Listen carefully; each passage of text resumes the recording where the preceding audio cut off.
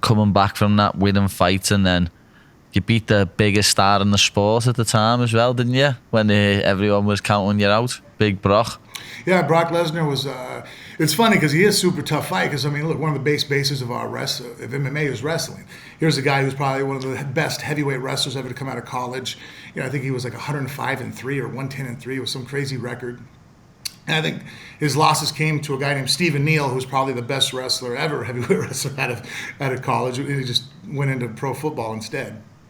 But yeah, and then to make it even worse, I wasn't getting credit for it. You know, I had people like, Matt Hughes that came up to me backstage, was like, hey, it's MMA versus pro wrestling. And I remember sitting there going, no, it's not. This isn't a pro wrestler. This guy's a legitimate killer. I mean, like, if you fail to see that he's a national champion wrestler, like, no, man, get out of here. That'd be like me fighting Kurt Angle, and you're like, well, he's a pro wrestler. I'm like, yes, you're right.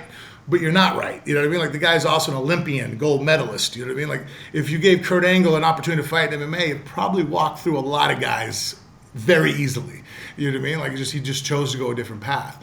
So that was very stressful for me, because here I was fighting somebody who was legitimately a great fighter, and all of a sudden people are saying that, oh, he's some actor. I'm all, what? He's not an actor? What are you talking about? Yeah, he went into acting or he went into pro wrestling, but this guy's legitimate, he's a real deal, high-level wrestler here. Come on, man. Who's not the most physically incapable human being I've ever seen on top of that. Yeah, he's one of the, because as you say, you're a big man yourself, lad, but he's just next level, isn't he? Like, the size of him was just crazy. Yeah, his, from the waist up, I think from the waist down, actually, I got him beat leg-wise, you know what I mean? Like deadlifting and whatnot.